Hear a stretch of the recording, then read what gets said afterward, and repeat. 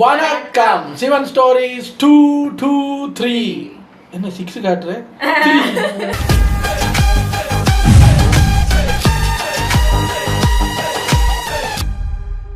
சரி வாங்க நம்ம ஒன்றும் பேசாம வீடியோக்குள்ள போயிடலாம். ஏன்னா 25 நிமிஷம் லென்த்தான வீடியோ என்ன ஏதுங்கிறத உள்ள போய் பார்த்துடலாம். 25 மினிட்ஸ் வீடியோங்கிறதுனால டக்குன்னு பார்த்துட்டு ரெடி. போன பாட்டுல ஸ்ரீராமரோட பாதம் கல்லா கிடந்த அகலிகை மேல பட்டதுனால அவங்களுக்கு சாப விமோசனம் அடைஞ்சு கல்லா இருந்தவங்க மறுபடியும் மனித உருவத்துக்கு வந்துட்டாங்க. இந்த பாட்டுல அதோட தொடர்ச்சியா அகலிகை ராமரை வணங்கி எனக்கு மறுபடியும் வாழ்க்கை கிடைச்சிருச்சு, நீங்க எனக்கு ஸ்ரீ நாராயணர் மாதிரியே தெரியுறீங்கன்னு சொல்ல, அந்த நேரம் இந்த அம்மாவோட புருஷன் யார் இந்த அம்மாவுக்கு சாபம் கொடுத்தாரோ அந்த ஆளு கௌதம ரிஷியே ஆஹா அகலிகைக்கு விமோசனம் கிடைச்சிருச்சா அப்படின்னு சொல்லிட்டு அங்க வராரு. எல்லாரும் அவரை பாக்குறாங்க. அகலிகைக்கு என்னதான் இந்த ஆளு சாபம் கொடுத்திருந்தாலும் அவரை பார்த்த உடனேயே பொண்டாட்டி சுவாமி அப்படின்னு அன்பா கூப்பிடுறாங்க. இத்தனை வருஷம் நம்மள கல்லா உட்கார வச்சிருந்தானே அப்படின்னு அவர் மேல இவங்க கோவப்படல. கௌதம ரிஷியோ நேரா ஸ்ரீ ராமர் கிட்ட வந்து எனக்கும் சாபத்துல இருந்து விடுதலை அடைய வழி சொல்லுங்க பிரபு, என்னோட பாவத்துக்கான பிராயச்சித்தத்தை சொல்லுங்க அப்படின்னு வணங்கி கேட்க, ராமரோ ரிஷி அவர்களே உங்களோட சாபத்துக்கான விடுதலையை உங்க பொண்டாட்டி அகலியால தான் தர முடியும் அப்படின்னு சொல்லி அவங்க கிட்ட நீங்க மனசார மன்னிப்பு கேளுங்க அப்படின்னு சொல்றாங்க. கௌதம ரிஷியும் தான் கோவத்துல எது சரி எது தப்புன்னு கொஞ்சம் யோசிக்காம எல்லாத்தையும் மறந்து ரொம்ப பெரிய தப்பு பண்ணிட்டேன், உனக்கு மட்டும் இல்லாம இந்த சமுதாயத்துக்கும் கலாச்சாரத்துக்கும் பெரிய கலங்கத்தை ஏற்படுத்தி விட்டேன், என்னை மன்னித்து விடு அப்படின்னு சொல்லிட்டு கையெடுத்து கும்பிட தான் கட்டின பொண்டாட்டி அகலிகை கிட்டே மன்னிப்பு கேட்க, அகலிகையோ என்ன பண்றீங்க சுவாமி, இத்தனை வருஷம் நீங்க இதை நினைச்சு எனக்கு இப்படி ஆயிப்போச்சு அப்படிங்கறத நினைச்சு எப்படி கஷ்டப்பட்டிருப்பீங்க, அதுவே உங்களுக்கு தண்டனை மாதிரி தானே, அதுவே உங்களுக்கு ஒரு பெரிய பரிகாரம் மாதிரி தானே அப்படின்னு கொஞ்சம் பெருந்தன்மையா சொல்லிட்டு என்கிட்ட எல்லாம் மன்னிப்பு கேட்க வேண்டாம்ன்றதான் நம்ம சுவாமி, அன்று நீங்க எனக்கு கொடுத்த அந்த சாபம் இன்னைக்கு எனக்கு ஒரு வரமாக மாறிவிட்டது, இல்லைன்னா ஸ்ரீ ராமரோட தரிசனமோ அவரோட காலடிய மேல பட்டு இருக்குமா, எனக்கு இந்த பாக்கியம் எல்லாம் எப்படி கிடைத்திருக்கும், அவரோட பாத கமலம் இந்த மண்ணுல பட்டதுனாலதான் இந்த ஆசிரமும் இப்போ புனிதமடைஞ்சிருக்குன்னு ரொம்ப உணர்ச்சி பெருக்கல பேசிட்டு இருக்காங்க. ஸ்ரீ ராமர் கிட்ட ஆசீர்வாதம். அங்க இருந்து இந்த பக்கம் பார்த்தோம்னா மிதிலை நகரத்துல சீதா தேவி சிரிச்ச சமாளிக்கிறிய சொல்லு, பெரிய மனுஷன் கேக்குறேன். கமலம் பண்ணா பூவை தான் சொல்லுவாங்க, பாத கமலம் பண்ணா பாத பூஜை இல்ல, பூஜை இல்ல, பூ தான் கமலம், பாத கமலம் எனக்கு தெரியல. கமலமா பாத கமலமா? கமலம் கமலம் தாமரப்பூ தான் கமலம். பண்ணக்கூடிய அந்த கௌரி பூஜையை காட்டுறாங்க. பார்வதி தேவி ராஜகுமாரி சீதா எல்லாரும் அந்த கௌரி பூஜையில கலந்துட்டு இருக்காங்க. அப்போ பார்வதி தேவி சீதாவை பார்த்து இன்றைய பூஜை நல்லபடியாக முடிந்து விட்டது, நீங்க இப்போ அரண்மனைக்கு புறப்படலாம்னு சொல்லிட்டு நான் உங்ககிட்ட ஒண்ணு கேட்கணும், பர்மிஷன் கேளுங்க அப்படிங்கிற மாதிரி கேட்க, சீதா தேவியும் என்ன என்கிட்ட பர்மிஷன் கேட்டுட்டு தாராளமா நீங்க சொல்லலாம் அப்படின்னு கேட்க, தேவியோ இன்றைய கௌரி பூஜையோட விசேஷம் என்னன்னு கேட்க, சீதா தேவியும் என்னோட நாட்டோட நன்மைக்காகவும் என்னோட அப்பா எனக்கு ஏத்த தகுதியான ஒரு மாப்பிள்ளைய செலக்ட் பண்ண தனுசியாக நடத்துறாரு, அது வெற்றி அடையணும்னு நான் கௌரி பூஜை பண்றதா சீதா தேவி சொல்றாங்க. பார்வதி தேவியோ உங்களை பொறுத்தவரை உங்களுக்கு தகுதியானவர்னா அவர் எப்படி இருக்கணும், உங்க வருங்கால புருஷன் எப்படி இருக்கணும், அவருக்கான தகுதி என்ன அப்படின்றதெல்லாம் கேக்குறாங்க. சீதா தேவியோ அவங்களோட அப்பா சொன்ன அதே லிஸ்டா அப்படியே ஒப்பிக்கிற மாதிரி ஒப்பிக்க பார்த்தா, பார்வதி தேவி இதெல்லாம் உங்க அப்பாவோட எதிர்பார்ப்பு, உங்களோட எதிர்பார்ப்பு என்ன அதை சொல்லுங்க அப்படின்னு கேட்டதும் எனக்கு எந்த எதிர்பார்ப்பும் இல்லங்கிறாங்க சீதா. ஆனா என் கனவுல ஒருத்தவரை நான் பார்த்தேன், அவரை பார்க்கும்போது ஏதோ சூரிய உதயத்தை பாக்குற மாதிரி இருந்துச்சு, எனக்கு வேண்டியதெல்லாம் அவர் எங்க இருந்தாலும் என்ன செஞ்சுக்கிட்டு இருந்தாலும் இந்த தனுசு யாகத்துல வந்து அவர் கலந்துகிட்டு ஜெயிச்சு என்ன கல்யாணம் பண்ணா நல்லா இருக்கும் அப்படின்னு சொல்றாங்க. எதுக்கு இருக்கிற சாமி சிலையை பார்த்து இங்க இருக்கிற பார்வதி தேவியும் பார்த்து நீங்க தான் எப்படியாவது கூடிய சீக்கிரம் அவரை என்னோட அரண்மனைக்கு கொண்டு வந்து சேர்க்கணும்னு வேண்டிக்கிறாங்க. அந்த நேரம் கரெக்டா நம்ம ராமர் மிதிலை நகரத்துக்குள்ள கால் எடுத்து வச்சு அப்படியே வந்துகிட்டு இருக்கிறார். எல்லாரும் இங்கேயே பாத்துக்கிட்டு இருக்க லட்சுமணர் ராமர் கிட்ட, அண்ணா இவங்க எல்லாம் நம்மள ஏன் இப்படி உத்து பாத்துக்கிட்டு இருக்காங்கன்னு கேக்குறாரு. ராமரோ அப்படியே மெய்மறந்து வந்துகிட்டு இருக்கிறார். ஜனகராஜா விஸ்வாமித்திரரை பார்த்து வரவேற்கிறார். அவர் இங்க வந்ததுல அவருக்கு ரொம்ப சந்தோஷம்னு மிதிலை நகரமே அவர் பாதம் பட புண்ணியம் பண்ணிருக்கணும்னு வேற உருட்டி விடுறாப்ல. விஸ்வாமித்திரரும் அவரை ஆசீர்வாதம் பண்ணிட்டு ராஜா ஸ்ரீ ராமரை பார்த்ததுமே அப்படியே ஸ்டன்னாகி போய் நிக்கிறார். இத பார்த்த நம்ம மகாதேவர் தன்னோட அப்பரசண்டிசை கிட்ட நடக்கிற இந்த காட்சியை பத்தி கவிதை நடையில பேசிட்டு இருக்கிறார். நம்ம மகாதேவர் ராஜா மலைச்சு போய் நிக்கிறத பார்த்த விஸ்வாமித்திரரோ ஸ்ரீ ராமரை பார்த்து இது அயோத்தி ராஜாவோட மகன் ஸ்ரீராமன், தாடகைய வதம் பண்றதுக்கு நான் தான் இவங்க ரெண்டு பேரையும் தசரதர் கிட்ட இருந்து கேட்டு கூட்டிட்டு வந்தேன், தாடகையோட வதம் முடிஞ்ச உடனே உங்களோட யாகத்துக்காகத்தான் இவங்களை கூட்டிங்க வந்திருக்கிறேன் அப்படின்னு சொல்றாப்ல. ஜனகர ராஜா ராமரையும் லட்சுமணனையும் பார்த்து தனுசு யாகத்துக்கும் என்னோட மக சீதாவோட சுயம்பரத்துக்கும் உங்களை வரவேற்கிறேன்னு சொன்னதுமே அவர் எவ்வளவோ மேட்டர் சொன்னாப்ல. ஆனா சீதாங்கிற அந்த பேரு மட்டும்தான் ஸ்ரீ ராமரோட காதுல விழுது. ராமரும் அந்த பேரை கேட்டதுமே அவர் ஒரு தடவை சொல்லி பாக்குறாரு சீதா அப்படின்னு. அவர் ஒரு தடவை அந்த பேரை சொல்லி காமிச்சதுமே இந்த பக்கம் பூஜை பண்ணிக்கிட்டு இருந்த நம்ம சீதா தேவிக்கு யாரோ இவங்களை கூப்பிடுற மாதிரி ஒரு ஃபீல் ஆகுது. பார்வதி தேவி கிட்டே அவங்க சொல்றாங்க என்ன யாரோ கூப்பிடுற மாதிரி இருக்கே அப்படின்னு. விஸ்வாமித்திரரும் நம்ம பசங்களை வாங்க வாங்க போலாம் அப்படின்னு கூட்டு போறாங்க. அப்படியே பேசிக்கிட்டே ராஜா கூட பேசிட்டே போயிடுறாரு. ஆனா ராமர் மட்டும் அங்கேயே இருக்க லட்சுமணன் தான் அவரை கூட்டிட்டு அவர் கூட இவரும் போறாப்ல. அப்படியே நைட் டைம்ல சீதா தேவி தூக்கம் வராம புரண்டுகிட்டு இருக்காங்க. இந்த பக்கம் ராமர் சந்திர தரிசனம் பண்ணிக்கிட்டு இருக்க கைலாயத்துல பார்வதி தேவி சிவங்கிட்ட நீங்க தான் முக்காலமும் உணர்ந்தவராச்சே, உங்களுக்கு நிச்சயம் அவங்க 2 பேரும் எங்க எப்படி மீட் பண்ண போறாங்கிறது தெரிஞ்சிருக்குமே அப்படின்னு கேட்டுட்டு பார்வதி தேவி சிவனை சதியா இருந்து இவங்க மீட் பண்ணது கல்யாணத்துக்கு அப்புறம் வனத்துல தங்கி இருந்ததுன்னு அவங்களோட பிளாஷ்பேக்கா நினைச்சு பார்த்துட்டு சிவன் கூட அதை பத்தி ஷேர் பண்ணிக்கிறாங்க. அதையெல்லாம் மலரும் நினைவுகளாக நினைச்சிட்டு இருக்கிற நம்ம மகாதேவரும் நாம சந்தித்த மாதிரியே ராமரும் சீதையும் நாளைக்கு ஃபர்ஸ்ட் டைம் ஒருத்தர் பாத்துக்க போறாங்க அப்படின்னு சொல்றாங்க. நாளைக்கு சிவன் சொல்லிட்டாரு.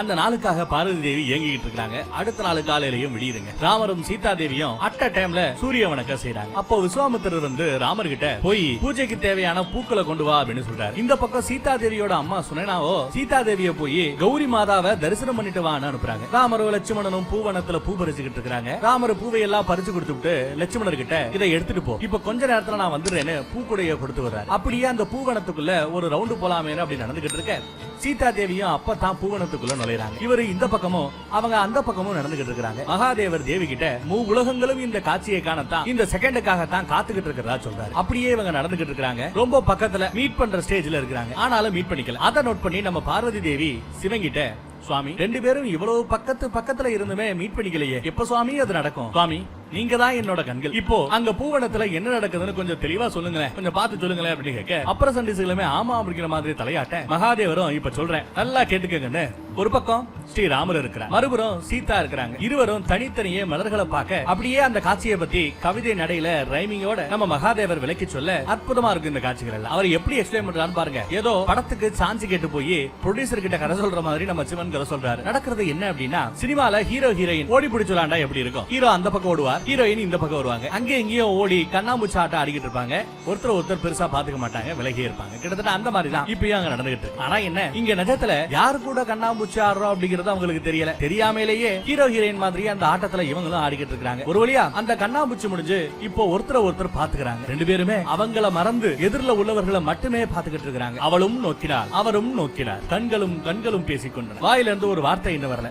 ஆனா கண்ணாலேயே 2 பேரும் ஏதோ ஒரு உணர்வை ஃபீல் பண்றாங்க. சிவ பூஜையில கரடி பூந்த மாதிரி அந்நேரமா பார்த்து 2 டிஸ்டர்பன்ஸ் வந்து 2 பேரையும் அங்க இருந்து விட்டு போயிடுறாங்க. 2 பேரும் அந்த இடத்தை விட்டு போகும்போது கூட ஒருத்தர் அப்படியே கண்ணாலேயே பாத்துக்கிட்டு இருக்காங்க. கண் நிமைக்காம பாத்துக்கிட்டு இருக்காங்க, பாத்துக்கிட்டே போறாங்க. சீதா தேவியோ நேரா கௌரி மாதா கோவிலுக்கு ஓடி வந்து மந்திரம் சொல்லி ஏதோ வேண்டிக்கிறாங்க. அதை உணர்ந்த பார்வதி தேவி ஆனந்த கண்ணீரே விட ஆரம்பிச்சுட்டாங்க. அப்புறம் பார்வதி தேவியும் சீதா தேவியை ஆசீர்வதித்து சந்தோஷப்படுறாங்க. சிவன் வந்து பார்வதி தேவியோட அந்த ஆனந்த கண்ணீரை துடைத்து விட்டு அவங்களோட சேர்ந்து நின்னுக்கிட்டு ராமரோட பேரும் சீதாவோட பேரும் என்றென்றுமே ஒன்னா சேர்ந்து சீதாராம் அப்படின்னு அன்போடு அழைக்கப்படும் அப்படின்னு ஆசீர்வாதம் பண்றாரு. இந்த பக்கம் மதுரை நகரத்துல நம்ம ராமர் சீதா தேவியை பார்த்ததையே நினைச்சு பார்த்துக்கிட்டு இருக்கிறாரு. மறுபடியும் கைலாய மலையை காட்ட தேவி மகாதேவர் கிட்ட இந்த காட்சிகளெல்லாம் பார்த்த பிறகு எனக்கு நம்ம மகன்களையும் மருமகள்களையும் பார்க்கணும்னு ரொம்ப ஆசையாக இருக்கு சுவாமி. கல்யாணமான பிறகு அவங்களோட கல்யாண வாழ்க்கை சந்தோஷமா போகுதான்னு தெரிஞ்சுக்கணும் அப்படின்னு சொல்றாங்க. மகாதேவரும் என்னால அவங்கள பார்க்க முடியுது டார்லிங், அவங்க நல்லா தான் இருக்கிறாங்க அப்படின்னு சொல்றாப்ல. தேவியோ சுவாமி அவங்கள திரும்ப பார்க்கணும்னு உங்களுக்கு தோணலையா அப்படின்னு கேக்குறாங்க. மகாதேவரோ கணேசனும் முருகனும் அவங்க கடமையை நிறைவேற்றிக்கிட்டு இருக்காங்க. அதே மாதிரி இல்லற வாழ்க்கையிலையும்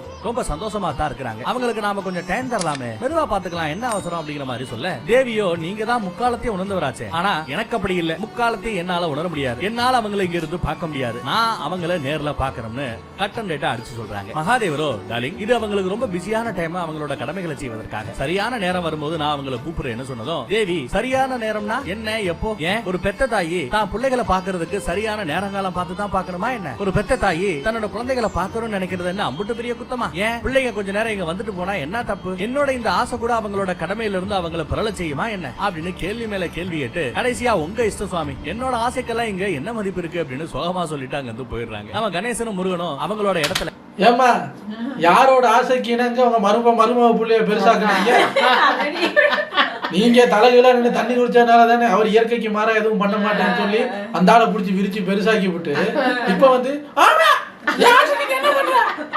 என்ன நல்லா இருக்கு அவங்க டீலிங்கு. இப்ப நாங்க பிறந்ததுல இருந்து எவ்வளவு கேட்கிறோம், ஒண்ணும் நடக்கலையா, அப்ப நாங்க யாரு மேல போய் கோவப்படுறது? இது வந்து கதையில வர அம்மா தானே, கதையில வர அம்மா இல்ல, ரெண்டாவது ஒரிஜினல் சிவ பூஜை செஞ்சுக்கிட்டு இருக்க மகாதேவர் அவங்க 2 பேருக்கும் கான்ஃபரன்ஸ் கால் பேசுற மாதிரி ஒரே நேரத்துல மயங்கல உங்க அம்மா உங்களை பார்க்கணும்னு ரொம்ப ஆசைப்படுறாங்க, சீக்கிரமாவே கைலாயத்துக்கு வந்துடுங்கன்னு சொன்னதுமே 2 பேரும் அந்த பக்கத்துல இருந்து ஓகே சொல்லிடுறாங்க. சோகமா இருந்த பார்வதி தேவிக்கு ஏதோ ஒரு உள்ளுணர்வு சந்தோஷப்படுறாங்க. அடுத்து எக்கச்சக்கமா சமையல் செஞ்சு அரேஞ்ச் பண்ணி வச்சிட்டு இருக்காங்க. சிவன் வந்து என்ன டார்லிங் இவ்வளவு சாப்பாடு ஐட்டம்ஸ் எல்லாம் செஞ்சு வச்சிட்டு இருக்கிற, என்ன விசேஷம் அப்படின்னு தெரியாத மாதிரி கேக்குறாப்ல. தேவியோ என்னோட சுவாமி தான் முக்காலமும் உணர்ந்தவராச்சே, அப்புறம் என்ன இந்த கேள்வின்னு கேட்க நம்ம சிவனோ நான் முக்காலமும் உணர்ந்தவன் தான், எனக்கு தெரியும் இன்னைக்கு என்ன ஸ்பெஷல்னு, ஆனா உனக்கு எப்படி தெரியும் அப்படின்னு கேட்கிறாரு. தேவியோ ஒரு அம்மாவோட இதயத்துக்கு தெரியாதா என்ன, பிள்ளைக எப்ப வர போறாங்க என்னைக்கு வர போறாங்கன்னு சொன்னதும் நம்ம கணேசன் அதெல்லாம் இல்ல நம்ம போட்ட டோஸ்ல அது நடக்கும்னு உங்களுக்கு நல்லா தெரியும். நீங்க அங்க சொல்லிவிட்டு அப்புறம் உங்க இஷ்டம் அப்படின்ட்டு வந்து சமைக்கிறீங்கன்னா உங்களுக்கு எவ்வளவு கான்பிடென்ட். அப்புறம் உங்க இஷ்டம்னு சொன்னாலே போதும், அடுத்தது நம்ம சொன்னதுதான் அங்க நடக்கும். ஒண்ணு மட்டும் சொல்லி அந்த ஆள உசு பேத்துறது, அந்த ஆள் எங்க கக்கசுக்கு அங்க அப்படி நடந்து போனாலும் நீங்க தான் முக்காலம் உடந்த வராங்க, அவர் இப்படி போனாலும் நீங்க தான் முக்காலம் உடந்த வராங்க அப்படி சொல்லி சொல்லி சொல்லி இவங்க வேலையெல்லாம் பண்ணிக்கிறாங்க. நீங்க எப்படி அவர்கிட்ட உங்க இஷ்டம் அப்படின்ட்டு எப்படி வந்து சமைப்பீங்க தெரியும், எப்படியாவது கொண்டாந்துருவாரு. சின்ன பாண்டைய விரிச்சு பெருசாக்குனவர், இதெல்லாம் அவருக்கு இயற்கைக்கு மாறா எனக்காக ஒரு விஷயத்த பண்ணினவர், இதே பண்ண மாட்டாரா அப்படின்னு உங்களுக்கு தெரியும். முருகனும் சரியா அண்ணன் அங்க வந்துட்டாங்க. மகாதேவர் கிட்ட ஆசீர்வாதம் வாங்கிட்டு தேவி கிட்டையும் ஆசீர்வாதம் வாங்கினதுக்கு அப்புறம் அப்படியே பாசத்தை புரிஞ்சுக்கிறாங்க. தேவி என்னப்பா தனியா வந்திருக்கீங்க, என்னோட மருமகளுக்கு வரலையா அப்படின்னு கேட்க நம்ம கணேசன் உங்களை பாக்கணும்னு தோன்ற உடனே வந்துட்டோமா, அடுத்த தடவை வரும்போது அவசியம் அவங்களையும் கூட்டிட்டு வந்துடும் சொல்லிட்டு நாங்க இந்த தடவை வந்ததுக்கு முக்கிய காரணமே ராமர் சீதாவை பத்தி தெரிஞ்சுக்கணும், அப்புறம் அப்பாவோட அம்சத்துக்கும் இந்த சீதாராம் கதையில ஒரு முக்கியமான பாத்திரம் இருக்குன்னு நாங்க அதை பத்தியும் தெரிஞ்சுக்கணும் ஆர்வமா இருக்கிறதா சொல்லிட்டு இருக்காங்க. நம்ம சிவகணங்களும் அங்க வந்துட்டாங்க. 2 பேரையும் ஒன்னா பார்த்து நம்ம நந்தி ரொம்ப ஹாப்பி ஆகி என்னப்பா 2 பேரும் கல்யாணமான பிறகும் கொண்டாட்டி பிள்ளைகளை விட்டு பேச்சலர் மாதிரி தனியா வந்திருக்கீங்க, சரி எங்க எல்லாத்தையும் மறந்துட்டீங்களா என்ன அப்படின்னு சொன்னோம். கொஞ்சம் செல்லமா கோச்சுக்க கணேசனும் முருகனும் அப்படியெல்லாம் ஒண்ணும் இல்ல அப்படின்னு தலையாட்டுறாங்க. அந்த நேரத்துல ஒரு சிவகணம் கல்யாணத்துக்கு அப்புறம் நல்ல வேலை நந்தியை யாரப்பா நீன்னு கேட்காம விட்டீங்களே அப்படிங்கிற மாதிரி ஒரு நக்கல் நையாண்டி அடிக்க எல்லாரும் சிரிக்கிறாங்க. அப்புறம் நம்ம நந்தி பாத்தீர்களா உங்களுக்காக அம்மா எவ்வளவு வகையா சமைச்சு வச்சிருக்காங்கன்னு எல்லாத்தையும் காட்டுறாரு. அப்புறம் எல்லாரும் ஒன்னா ஒரே இடத்துல உட்காந்து சாப்பிட ஸ்டார்ட் பண்றாங்க. சந்தோஷமா சாப்பிட்டுட்டு இருக்க ஒரு சிவகண சிவங்கிட்ட பிரபு எனக்கு ஒரு சந்தேகம், இந்த புது யுகத்துல உலக நன்மைக்காக நாராயணர் மனித அவதாரம் எடுத்தார், மனித அவதாரம் எடுத்துட்டார், உங்க அம்சமும் ஏதோ இடம்பெற போறதா நீங்க எப்படி அவதாரமா எடுக்க போறீங்களா என்ன அப்படிங்கிற மாதிரி கொஞ்சம் கேள்வி கேட்க சிவனோ சிரிக்கிறார். இந்த சிரிப்புக்கு பிறகு கேட்ட கேள்விக்கு பதில் வருமா அப்படின்றத பார்க்கணும். பதில் சொல்ல நம்ம ஈஸியா ரெடி ஆயிட்டாருன்னு நினைக்கிறேன். சொல்றாப்ல நடக்கிறது விஷ்ணுவோட லீல, ஸ்ரீ ராமரோட லீல, ஸ்ரீ நாராயணரோட லீல. இதுல நானும் பார்வதியும் அவருக்கு வெறும் உதவியாளர்களாக மட்டுமே இருப்போம். நான் இந்த கைலாயத்தை விட்டு எப்பவும் தூரமாக போக முடியாது, அதே சமயம் அவங்களுக்கு உதவி செய்யவும் இருக்க மாட்டேன். சோ நான் கைலாயத்துல இருந்துட்டு என்ன செய்யணுமோ எல்லாத்தையும் செய்வேன்னு பதில் சொன்னதுக்கு அப்புறம் கட் பண்ணா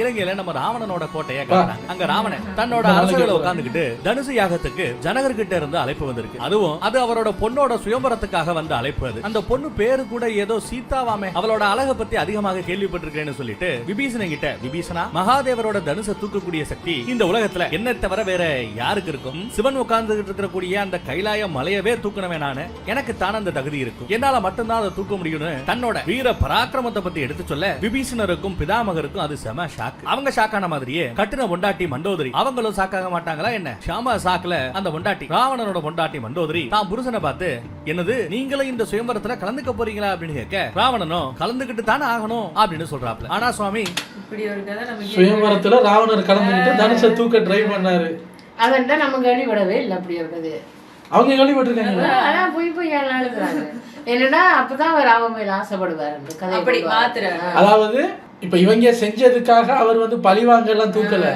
இவங்களுக்கு முன்னாடியே அவருக்கு அவங்க மேல ஒரு ஆசை இருந்தது, அந்த ஆசைனாலதான் தூக்குனாரு. இவங்க ஒண்ணுமே பண்ணல பாவம், இவங்க சும்மா இருந்தாங்க, அவர் வந்து தூக்கிட்டு போயிட்டாரு. இந்த எபிசோட் ஸ்டார்டிங்ல ஒரு வார்த்தை சொன்னார்ல நல்லா உருட்டுங்கன்னு, உங்களுக்கு தான் என் கூட ஆல்ரெடி கல்யாணம் ஆகிடுச்சே அப்படின்னு இந்த அம்மா சொல்லி பாக்குது. பிதாமகரும் மண்டோதரிக்கு சப்போர்ட் பண்ற விதமா ராவணன் கிட்ட மண்டோதரி சொல்றதும் சரிதான் அப்படிங்கிறாப்ல. ராவணனோ பிதாமகரே இது இலங்கை, இங்க நான் வைக்கிறது தான் சட்டம், எது சரி எது சரியில்லைன்னு நான் தான் முடிவு பண்ணுவேன், என் முடிவை நல்லா கேட்டுக்கங்க, நான் போய் அந்த சீதாவை கல்யாணம் பண்ணிக்க போறேன், இந்த முடிவுல யாரும் தலையிட வேணாம்னு சொன்னதுக்கு பிறகு எல்லா பேரும் ஆச்சரியத்துல நம்ம கைலாய மலையில கணேசன் சிவங்கிட்ட உங்களோட அம்சம் ஸ்ரீ ராமருக்கு உதவ இருக்கிறதா சொன்னீங்க, அந்த அம்சத்தை பத்தி கொஞ்சம் எடுத்து சொல்லலாமே அப்படின்னு கேட்க மகாதேவரும் என்னோட அம்சம் இப்போ கிஷ்கிந்தையில இருக்கிறான் அப்படின்னு சொல்றாரு. உடனே நம்ம முருகன் அப்படியா கிஷ்கிந்தாவிலேயே அவர் இருக்கிறார், அவர் எப்பேற்பட்ட சக்திசாலி அப்படின்னு கேட்டதும் நம்ம சிவன் அவன் வஜ்ராயுதத்தை விட பலசாலி, வாயுவை விட வாயு பகவானை விட அதிவேகமானவன் சொல்ல நம்ம கணேசன் அப்பா அப்படின்னா நான் அவரை உடனே பார்க்கணுமே அப்படின்னு சொல்ல முருகனும் ரொம்ப எக்ஸைட்மெண்டோட நானும் அவரை பார்க்கணுங்கிறாப்ல. கூடவே நம்ம பார்க்கணும் நீங்க எத்தனை வருஷமா கிஷ்கிந்தைக்கு போயிட்டு வந்துகிட்டு இருக்கிறீங்க, ஆனா என்ன மட்டும் கூட்டிட்டு போனதே இல்ல, சோ நானும் அங்க போகணும்னு ஆசைப்படுறேன்னு சொல்றாங்க. சிவனும் நீ அங்க போறது ரொம்பவே மகத்துவம் வாய்ந்தது பார்வதி, சரியான நேரம் வரும்போது நிச்சயம் போவேன்னு சொல்ல நம்ம கணேசன் நல்ல விஷயத்தை சீக்கிரம் பண்ணணும், உடனே பண்ணலாம், என்னப்பா போலாமா அப்படின்னு கேக்குறாப்ல. நம்ம சிவனும் சிரிச்சுக்கிட்டே சரி போலாம்னு சொல்லிடுறாப்ல. அங்க மண்டோ சிவனுக்கு அந்த வீட்டுல மரியாதையே இல்ல, சரியான நேரம் வரும் இப்ப போலாம், சரி போலாம். அவனை எல்லாம் இயற்கைக்கு மாறா பெருசாக முடியாது, ஆக்கணும், சரி ஆக்கிடுவான். ஆனா வெளியே தான் அவரு இன்றைக்கு பிள்ளைகள் வந்து ஆகணும், அதுக்கு ஒரு டைம் இருக்கு, வரணும், சரி வரட்டும். தெரியுது இல்ல கடைசியில அவங்க சொல்லதான் பண்ண போ, நம்ம எதுக்கு தடுக்கிறீங்க, முதல் ரவுண்ட் கேட்கும் போதே சரி நடியதானே, அந்த கோவத்துலதான் நம்மள எல்லாம் வச்சு செய்யறது போல அப்படிங்களா, வீட்டுல நம்ம பேச்சு கேட்க மாட்டேங்கிறாங்க, அவங்க கேட்க மாட்டாங்க நாங்க கேட்கணும், ஏதோ நடத்துங்க.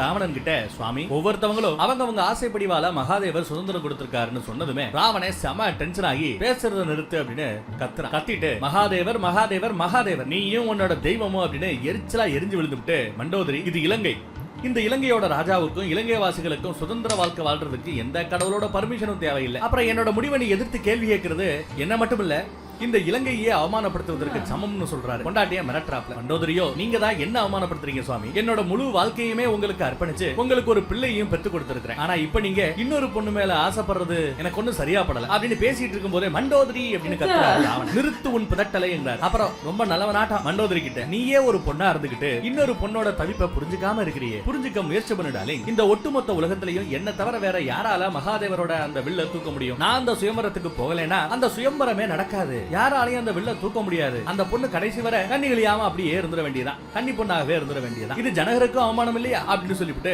பிதாமகரை பார்த்து என்ன பிதாமகரே நான் சொல்வது சரிதானே அப்படின்னு கேட்டதுமே இந்த மனுஷன் ஆல்ரெடி பல்ல கடிச்சுக்கிட்டு ரொம்ப நேரமா உட்கார்ந்துட்டு இருக்காப்ல. விருட்டு நீ எந்திரிச்சு அவனா மறந்துட்டியா கைலாயத்தை தூக்க போறேன்னு போனையே என்னாச்சு ஞாபகம் இருக்கா, மலைக்கடியில உன் கையை மாட்டிக்கிட்டு நீ கதறி அழுத அந்த அழுகைய ஒட்டுமொத்த உலகமே கேட்டது, அன்னைக்கும் சொன்னோம் வேணாமியா இந்த விபரீத ஆசை, ஆனா வம்புக்குனே போய் மலையை தூக்கி கையை நடுவுல மாட்டிக்கிட்டு கஷ்டப்பட்டு கதறின, இப்பயும் நாங்க சொல்றோம் அந்த வில்ல தூக்குற பரிச்சை வேண்டாம் போகாதேன்னு, இப்பயும் எங்களை மீறி போனேன்னா என்ன நடக்கணும் கொஞ்சம் கற்பனை பண்ணி பாருன்னு சொன்னதுமே ராவணே செம்ம கடுப்பாகி மண்டோதரிய பார்த்து என்ன நீயும் என்னால அந்த சிவதனுச தூக்க முடியாதுன்னு நினைக்கிறியா, போ மண்டோதரி போ, போய் சீதாவை வரவேற்கக்கூடிய அந்த வேலையை பாரு அப்படின்னு திமிரா சொல்லிட்டு இது என்னோட கட்டளைன்னு வேற கத்துறாரு. நல்ல வேலைங்க. அந்த டைம் புகைய போட்டு நம்ம மகாதேவரே அங்க வந்து நிக்கிறார். மகாதேவரை பார்த்த உடனே எல்லாரும் ஆச்சரியத்தோட இருக்க ராவண மட்டும் பயந்து லைட்டா பம்ப ஆரம்பிச்சிடுறாங்க. அங்க கட் பண்ணா கிஷ்கிந்தையை காட்டுறாங்க. அங்க ஒரு காட்டுல அருவி பக்கத்துல நம்ம தேவி நிக்கிறாங்க. கண்ணை மூடி சிவ அம்சம் பொருந்தி அந்த குழந்தை அங்க இருக்கிறத உணர்றாங்க. கணேசனும் முருகனும் அங்க வந்ததும் தேவி அந்த பையன் இங்கதான் இருக்கான்னு சொல்ல அந்த இடத்துல சரட்டுன்னு ஏதோ ஒரு உருவம் அங்க எங்கேயும் சுத்தி சுத்தி எங்கேயும் தாவறத இவங்களால பார்க்கவே முடியல. ஏதோ ஒண்ணு தாவுதுன்னு மட்டும் தெரியும். அப்பதான் ஒரு குரல் அவனை பாக்குறது அவ்வளவு ஈஸி இல்லமான்னு திரும்பி பார்த்தா அஞ்சனை தேவி அங்க இருக்கிறாங்க. அவங்க வந்ததும் இவங்க எல்லாத்தையும் வெல்கம் பண்ணிட்டு என்னோட மகன் வாயு மாதிரி வேகமானவன், ஏன்னா அவன் வாயுவின் மைந்தன்னு இன்ட்ரோ கொடுத்துட்டு மகாதேவர் சொன்னார் நீங்க இன்னைக்கு இங்க வர்றீங்கன்னு அவர் எனக்கு சொன்னார். அது மட்டும் இல்ல என்னைக்கு சிவனோட குடும்பம் என் மகனை பார்க்க வருதோ அன்னைக்கு என் மகனோட வாழ்க்கையில ஒரு மகத்துவபூர்வமான ஒரு மாற்றம் ஏற்படும்னு மகாதேவர் சொன்னதா இவங்க பார்வதி தேவி கிட்ட எடுத்து சொல்றாங்க. அங்கிட்டு இலங்கையில மகாதேவர் வந்ததுனால ராவணன் ஓ மகாதேவரே வந்துட்டாரா, இன்னைக்கு உங்களோட எந்த பக்தன் கஷ்டத்துல இருக்கிறான்னு இங்க வந்து நிக்கிறீங்க அப்படின்னு கேக்குறாப்ல. அதுக்கு மகாதேவர் நான் பாக்குறத உன்னால பார்க்க முடியாது ராவணா, உன்னோட அழிவுக்கான ஆரம்பம் தொடங்கிடுச்சு. அப்புறம் உன்னோட சாவுக்கு காரணமாக போறவரை நீதான் முடிவு பண்ண போற. சோ உன்னோட குடும்பத்தையும் உன்னை பிடிச்சவங்களையும் அவமானப்படுத்தக்கூடிய குறிப்பா உன் மனைவியை அடிக்கடி நீ அவமானப்படுத்துற, அதெல்லாம் பண்ணாத பாத்துக்க அப்படின்னு சொல்றாப்ல. ராவணன் சிரிச்சுட்டு இதை சொல்றதுக்கா நீங்க கைலாயத்துக்கு கஷ்டப்பட்டீங்க வந்தீங்க, உங்களோட மிகச்சிறந்த பக்தன் நான் இருந்தப்போ பலமுறை கூப்பிட்டு இருந்தேன், ஆனா நீங்க இலங்கைக்கு வரல, ஆனா வேற ஏதாவது ஒரு பக்தர்கள் கூப்பிட்டா மட்டும் அடிக்கடி வந்து என்ன கஷ்டப்படுத்துறீங்க, உங்களோட நோக்கம் என்ன, என்ன எப்பவுமே கஷ்டப்படுத்தி பாக்குறதானா, ஆனா எல்லா இடத்துலயும் நீங்க ஜெயிச்சிட முடியாது மகாதேவா, இப்போ உங்க மேல என் இதயத்துல கொஞ்சம் கூட பக்தியே இல்ல, எனக்கு என் முண்டாட்டிக்கு 1000 இருக்கும், அதை கேட்கறதுக்கு நீ யாரு, என்ன அவசியம் வந்துச்சு நீங்க வந்து கேட்கறதுக்கு அப்படின்னு சிவனையே எடுத்துரிஞ்சு பேசுறாரு. அப்பயும் நம்ம ஈசன் எந்த ஆண் ஒரு பொண்ணை மறிக்கலையோ அவன் நிச்சயம் ஒரு நாள் அவமானப்பட்டே தீருவான், சீக்கிரமே இதை நீ உணர்வ, அப்புறம் நீ படப்போற இந்த அவமானம் உன்னோட சாவு வரைக்கும் கூடவே வரும்னு சொல்லிவிட்டு மகாதேவர் அங்க இருந்து புகைய போட்டு மறந்துடுறாரு. இதை கேட்டதும் சுத்தி இருந்த எல்லாரும் அரண்டு போயிட்டாங்க. அப்படியே இங்கிட்டு கிஷ்கிந்தையில பார்வதி தேவி அஞ்சனா தேவி கிட்ட அஞ்சனா நீ என்னோட சுவாமியோட அம்சமுள்ள ஒரு குழந்தைய பெற்றதுனால நீ எனக்கு கிட்டத்தட்ட தங்கச்சி மாதிரின்னு சொல்லி அப்படியே கட்டி பிடிச்சுக்கிறாங்க. அப்புறம் அஞ்சனா தேவி மகாதேவரோட ஆசீர்வாதத்தினால நான் கர்ப்பமானேன், அப்புறம் ஒரு நாள் அப்படின்னு அந்த பிளாஷ்பேக்க சொல்றாங்க. அதுல மகாதேவர் அஞ்சன தேவிய பார்க்க வராரு. என்னோட மகனோட தேஜஸ்ல உங்களோட அம்சம் தெய்வீகமாக தெரியுதுன்னு சொன்னதும் அங்க வாயு பகவான் வந்துடுறாரு. அப்புறம் மகாதேவர் அஞ்சன தேவி கிட்ட இந்த பையன் ஒரு மிகச்சிறந்த நோக்கத்துக்காக பிறந்திருக்கிறான், இவனை வளர்க்கும் போது இவனுக்கு எக்காரணம் கொண்டும் இவன் என்னோட அம்சம் பொருந்தியவன்ற விஷயம் தெரியக்கூடாது, அதை பத்தி அவன் தெரிஞ்சுக்காம இருக்கிறது ரொம்ப முக்கியம், அவசியமானதும் கூடன்னு சொல்லிவிட்டு வாயுதேவர் கிட்ட, வாயுதேவா என்னோட அம்சம் பொருந்திய இவனை உங்ககிட்ட ஒப்படைக்கிறேன், அவன் உங்க பொறுப்புன்னு சொன்னதும் வாயுதேவரும் இதை விட சௌபாக்கியம் வேற என்ன இருக்க முடியும் பிரபு, இன்னையில இருந்து இவன் வாயுவின் மைந்தன்னு எல்லாரும் அறிவார்கள் அப்படின்னு சொல்ல அஞ்சன தேவி அந்த பிளாஷ்பேக்கை முடிச்சுக்கிட்டு இப்படித்தான் மகாதேவரோட ஆசீர்வாதத்தினால அவன் என்னோட மகனாக கிடைச்சான்னு சொல்றாங்க. அப்புறம் தான் எனக்கு என்னோட மாருதி கிடைச்சான், என்னோட ஹனுமன் கிடைச்சான் அப்படின்னு அஞ்சனா தேவி தான் பிள்ளையோட பேரை சொல்றாங்க. எஸ், ஹனுமன். இந்த பேரை கேட்டதுமே மகாதேவரோட குடும்பத்துக்கு சந்தோஷம். அப்படியே கட் பண்ணி முதலே அரண்மனையை காட்ட அங்க ராமர் இன்னும் சீதாதேவியை பார்த்ததே நினைச்சுக்கிட்டு இருக்கிறார். அப்புறமா அவரோட பொண்ணையை இப்படி நாம அடிக்கடி நினைச்சு பாக்குறது நல்லது இல்லைன்னு யோசிச்சுட்டு நான் என்னோட மனசை கண்ட்ரோல் பண்ணணும், சீதாவோட தாட்ஸை கண்ட்ரோல் பண்ணணும், அவங்கள நினைக்காம இருக்கணும், தசரத புத்திரங்கிற அந்த பேரை காப்பாத்தணும்னு அவருக்கு கண்ட்ரோல் அதுக்கு சொல்லி கொடுத்துட்டு இருக்காரு. அந்த நேரம் லட்சுமணர் வந்து அண்ணா என்னோட வில்லுல நான் வந்து போச்சு, உங்களால சரி பண்ண முடியும்னு சொல்லி கொஞ்சம் பண்ணித்தாங்களேன்னு வில்ல கொடுக்குறாப்ல. ராமர் அதை வாங்கி சரி பண்ணி கொடுத்துட்டு தனுஷ் வித்தையை பொறுத்தவரை ஒரு விஷயம் முக்கியம், அதுதான் சமநிலை. அதே மாதிரி வாழ்க்கையில நாம நம்மளோட ஆசைகளை சில உயர்ந்த நோக்கங்களுக்காக சில சமயம் விட்டு கொடுக்கறதும் சிறப்பான ஒரு விஷயம் தான். அப்பதான் தன்னோட வாழ்க்கை சமநிலையில இருக்கும். அப்படி இருந்தாதான் நாம நம்ம கடமையை சரியாக செய்ய முடியும்னு லட்சுமணருக்கும் அவருக்கும் அவரே ஒரு அட்வைஸ் பண்ணிட்டு இருக்காரு. அப்படியே இந்த பக்கம் நம்ம சீதாதேவி சிவலிங்கத்துக்கு முன்னாடி உட்கார்ந்து, பிரபு தனுசு யாகத்துல யார் தனுசை தூக்குறாங்களோ அவங்க தான் என்னோட கணவன். ஆனா நான் ஒருத்தரோட முகத்தை பார்த்தேன், பார்த்த உடனே அவருக்கு என்ன இல்ல, எனக்கு அவரை ரொம்பவே பிடிச்சு போச்சு. கௌரி மாதா கிட்ட இதை பத்தி சொல்லியிருக்கிறேன், அவங்க கண்டிப்பா உங்ககிட்ட எனக்கு பிடித்த அந்த மனிதர் யாரு என்னங்கறத சொல்லியிருப்பாங்க. அவரே என்ன கல்யாணம் பண்ணிக்கிட்டா எனக்கு ரொம்ப சந்தோஷமாக இருக்கும், அவரே அந்த வில்ல தூக்குனா இன்னும் சிறப்பாக இருக்கும்னு வேண்டிக்கிறாங்க. நான் போற ரூட் சரிதானா, அதுக்கு ஏதாவது ஒரு சைனை காட்டுங்கிற மாதிரி கேட்க அவங்க அப்படி கேட்டதுமே சீதாதேவி மேல மலர் தூவ ஆரம்பிச்சிருது. சிவன் சீதாதேவியை பார்த்து, சீதா இனி வரப்போற எல்லா காலகட்டத்திலையும் ரொம்ப தைரியமாக நீ ஃபேஸ் பண்ணி உலகத்துக்கு நீ ஒரு மிகச்சிறந்த உதாரணமாக இருக்க போறேன்னு ஆசீர்வாதம் பண்றாரு. சீதாதேவியும் ஒரு நல்ல சைன் கிடைச்சதுக்கு ரொம்பவே சந்தோஷமா இருக்கிறாங்க. அடுத்து பார்த்தா கைலாய மலையில நம்ம மகாதேவர் கொஞ்சம் கோமா இப்போ உட்கார்ந்துட்டு இருக்காரு. அடுத்த சீன்ல தேவரிசி நாரதர் வந்து மகாதேவர் கிட்ட, உங்களுக்கு தெரியாதது ஒண்ணுமில்ல பிரபு, ராவணே தான் கையால நீங்க உட்கார்ந்துகிட்டு இருக்கிற இந்த கைலாய மலையவே தூக்குனவன் கேவலம் ஒரு தனுஷ ஒரு வில்ல தூக்க மாட்டோமா அப்படின்னு ரொம்பவே தைரியத்துல இருக்கிறான். நீங்களும் அவன் தான் உலகத்தில் இருக்கிற எல்லாரையும் விட மிகச்சிறந்த பக்தன்னு வேற வரம் கொடுத்துருக்கீங்க. அவன் அந்த சிவ தனுஷ மட்டும் தூக்கிட்டா பெரிய பிரச்சனை ஆயிடுமே, அவனை நீங்க ஏன் அந்த தனுசு யாகத்துல இருந்து தடுக்க கூடாது அப்படிங்கிற மாதிரி அடுத்தடுத்த கேள்விகளை கேட்க நம்ம மகாதேவரும், எஸ் உண்மைதான், நான் தான் அவனை எல்லாரையும் விட மிகச்சிறந்த பக்தன்னு வரம் கொடுத்தேன், அவன் மிகப்பெரிய சக்திசாலி தான், அதுல எந்த சந்தேகமும் இல்லை. ஆனா சீத்தையை தவிர நாராயணரால மட்டும்தான், நாராயணரோட அவதாரத்தினால மட்டும்தான் அந்த சிவதனுஷ தூக்க முடியும். ராவணன் கிட்ட மிகப்பெரிய பக்தி இருந்தது, சிறந்த பக்தன் பேர் வாங்கினான் தான். ஆனா ராவணனோட பக்தியாலேயோ சக்தியாலேயோ அவனால நாராயணருக்கு ஈக்குவல் ஆகிவிட முடியாது, சமமாகிவிட முடியாது. அதையும் மீறி அவன் இந்த தனுசு யாகத்துல கலந்துகிட்டா அவனோட அகங்காரத்துக்கான பலன் நிச்சயமாக அவனுக்கு கிடைக்கும்னு சொன்னதுக்கு அப்புறம் நம்ம நாரதருக்கு அப்படி ஒரு நிம்மதி. கட் பண்ணா இலங்கையை காட்டுறாங்க. அங்க நம்ம ராவணன் நம்ம மகாதேவர் வந்து நீ அவமானப்பட போறேன்னு சொன்னதையே மைண்டுக்குள்ள நினைச்சு பார்த்துக்கிட்டே இருக்கிறான். அப்ப மண்டோதரி, சுவாமி எனக்கு தெரியும் நீங்க தான் சுயமாக முடிவெடுப்பீங்கிறது எனக்கு தெரியும், இருந்தாலும் நான் இதை மட்டும் சொல்லிக்கிறேன், நீங்க தனுசு யாகத்துக்கான அந்த அழைப்பை ஏத்துக்காம அதை நிராகரிச்சிருங்க. இது நானா சொல்லல, மகாதேவரே வந்து சொல்லியிருக்காப்ல. அதோட அர்த்தம் அங்க போனா உங்களுக்கு அவமானம் மட்டும் தான் மிஞ்சம்னு சொல்லி முடிக்கிறதுக்குள்ளேயே அங்க ஒருத்தன் எந்த அர்த்தமா வேணாலும் இருந்துகிட்டோம், அதை பத்தி எனக்கு எந்த கவலையும் இல்லைன்னு சத்தமா சொல்லிக்கிட்டே வரான். அவனை பார்த்தது மண்டோதரி, மகனே மேகநாதா என்னப்பா சொல்ற அப்படின்னு கேட்கிறார். எஸ், இவன் தான் ராவணனோட புள்ள மேகநாதன். அப்பனுக்கு புள்ள தப்பாம பிறந்திருக்கிற மாதிரி தெரியுது இந்த ஒரு டயலாக்லயே. அந்த மகாதேவர் வந்து என்ன வேணாலும் சொல்லிட்டு போயிருக்கட்டும், அவர் ஒன்னும் அப்பாவுக்கு நலம் விரும்பி இல்ல, இதை நான் பல தடவை பார்த்துட்டேன், அதனால அவர் சொல்ற எல்லாத்தையும் கேட்க முடியாது, நாங்க கண்டிப்பா தனுசு யாகத்துக்கு போறோம், நாம நாசம் பண்ண போறேன்னு சொல்றான். சைடுல இவனும் கலந்துக்க ஏதோ ஸ்கெட்ச் போடுறான் போல தெரியுது, பாப்போம். இதை கேட்ட மண்டோதரி, அப்படி பண்ணா விளைவுகள் ரொம்ப மோசமாக இருக்கும்டா மவனே, வேணாண்டா மகனே சொன்னதும் நம்ம பிதாமகரம் அம்மா பேச்ச ஒழுங்கா கேள்றா மேகநாதா அப்படின்னு சொல்லி பாக்குறாப்ல. ஆனா பயபுள்ள கொஞ்சம் கூட மரியாதை இல்லாம முடியாது அப்படின்னு கத்திட்டு,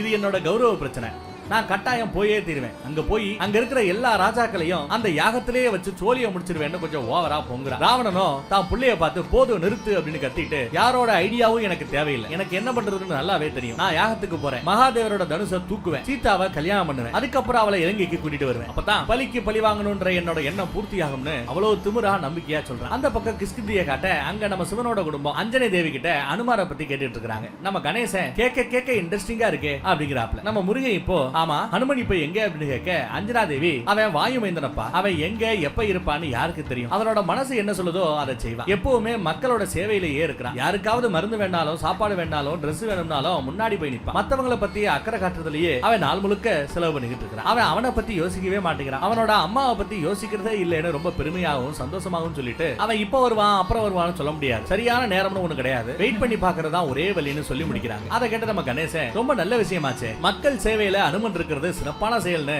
கணேசன் பாராட்டுறாங்க. அதுக்கு அஞ்சனா தேவி உண்மைதான், ஆனா ஒரு அம்மாவா எனக்கு அது ரொம்ப கஷ்டமாக இருக்குன்னு சொல்றாங்க. அந்த பக்கம் மதுரை நகரத்துக்கு போய் பார்த்தா விஸ்வாமித்திரர் கிட்ட ஆசீர்வாதம் கீழே குனிய விஸ்வாமித்திரர் டக்குன்னு பின்னாடி போயிடுறாரு. இத பார்த்த ராமர் குருதேவா நான் ஏதாவது தப்பு பண்ணிட்டேனா அப்படின்னு கேட்க விஸ்வாமித்திரரோ நீ எதுவும் தப்பு பண்ணலன்னு சொல்றாரு. மறுபடியும் ராமர் ஆசீர்வாதம் வாங்க பாதத்தை தொட்டதும் நம்ம விஸ்வாமித்திரரோ நாராயணா நீங்க நான் கும்பிடுற கடவுள் அப்படின்னு தெரிஞ்ச பிறகு உங்களை எப்படி நான் என் கால்ல விழுக அனுமதிப்பேன், உங்களை எப்படி நான் ஆசீர்வாதம் பண்ண முடியும், இருந்தாலும் ஒரு குருவுக்கு சீடன் எப்பவுமே சீடன் தான் மனசுக்குள்ளேயே நினைச்சுக்கிட்டு அப்படியே சில மாதிரி நிக்க நம்ம ராமர் குருவே ஆசீர்வாதம் பண்ண மாட்டீங்களான்னு வாண்டடா கேட்க அவரும் ஆசீர்வாதம் பண்றாரு. ராமர் விஸ்வாமித்திரர் கிட்ட குருவே சிவதனுசோட தரிசனம் எப்ப கிடைக்கும்னு கேட்க விஸ்வாமித்திரரும் ரொம்ப சீக்கிரமே கிடைக்கும் ராமா, ஆனா மிதிலை நகரத்துக்கு நீ அதுக்கு மட்டும் வரல, சும்மா அந்த வெள்ள மட்டும் பாத்துட்டு போறது உன்னோட பொறுப்பு இல்ல, இன்னைக்கு அதை விட ஒரு முக்கியமான பொறுப்பு ஒண்ணு இருக்கு, அதை நீ நிறைவேற்றணும்னு சொல்றாரு. ராமரும் சரி குருவே நீங்க என்ன சொன்னாலும் செய்யறேன்னு அப்படியே இந்த பக்கம் சீத்தையும் அவங்களோட தோழிகளும் வாக்கிங் போயிட்டு இருக்காங்க. அதுல ஒரு தோழி நான் விஸ்வாமித்திரரோட சீடனை பார்த்து அப்படியே மயங்கி போயிட்டேன், என்ன மாதிரி சாதாரண பெண்கள் மயங்குறது யதார்த்தமான விஷயம்,